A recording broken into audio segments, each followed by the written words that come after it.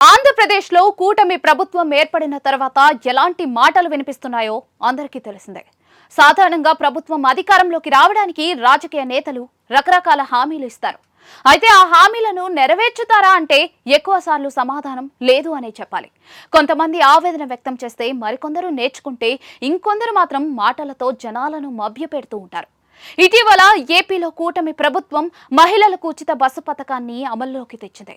ప్రభుత్వం ఒక పథకం అమలు చేస్తూ ఉంటే అందులో మడతలు పెట్టి ప్రజలను మోసం చేస్తూ ఉంటే నిలదీయడం ప్రతిపక్షం పని అని అందరికీ తెలుసు.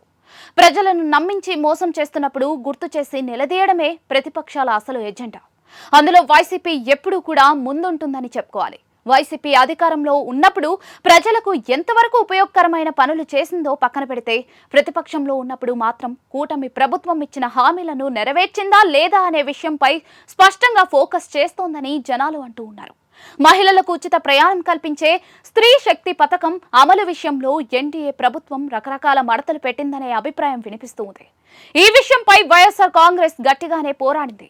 ఉచిత బస్సు అంటే ఏపీలో ఉన్న అన్ని ఊర్లకు వర్తించాలి, కొన్ని ఊర్లకు ఉచితంగా తిప్పి మరికొన్ని ఊర్లకు వర్తించదు అంటే ఎలా? ఇదే అంశాన్ని జగన్ పార్టీ బాగా హైలైట్ చేసింది. తిరుమల ఘాట్ రోడ్లలో మహిళలకు ఉచిత ప్రయాణం కల్పించలేమని మొదట ఏపీ ప్రభుత్వం చేతులెత్తేసింది. కానీ జగన్మోహన్ రెడ్డి రంగంలోకి దిగి నిలదీయడంతో చివరికి ఏపీ ప్రభుత్వం వెనక్కి తగ్గింది. మొత్తానికి ఉచిత ప్రయాణం ఘాట్ రోడ్లలోనూ వర్తిస్తుందని ప్రకటించింది. లేని పక్షంలో మన్యం ప్రాంతాల్లో ఉన్న లక్షలాది మహిళలను మోసం చేసినట్లవుతుందని వైఎస్ఆర్ కాంగ్రెస్ పార్టీ మాటల దాడి చేసింది.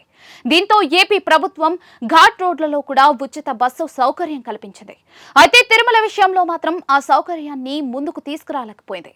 కానీ జగన్ పార్టీ మాత్రం వెనక్కి తగ్గకుండా పదే పదే కూటమి ప్రభుత్వాన్ని టార్గెట్ చేసింది. చివరికి ఆర్టీసీ చైర్మన్ కొనకళ్ళ నారాయణ తిరుమలకు కూడా ఉచిత బస్సు అవకాశం కల్పించనున్నట్టుగా ప్రకటించారు. ఉచిత బస్సు పథకాన్ని చంద్రబాబు నాయుడు ప్రారంభించినా కూడా తిరుమల ఘాట్ రోడ్లలో ఆ పథకం అమలుకు కారణమైన ఘనత మాత్రం జగన్ కే దక్కింది.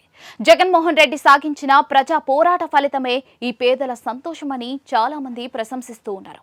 దాంతో కొందరి దృష్టిలో జగన్ దేవుడిగా నిలిచిపోయాడు. మరికొందరు సొమ్మొకరిది సోకు మరొకరిది అంటే ఇదే అని కామెంట్స్ చేస్తూ కష్టమేమో చంద్రబాబుది, క్రెడిట్ ఏమో జగన్ కా అంటూ మాట్లాడుకుంటూ ఉన్నారు.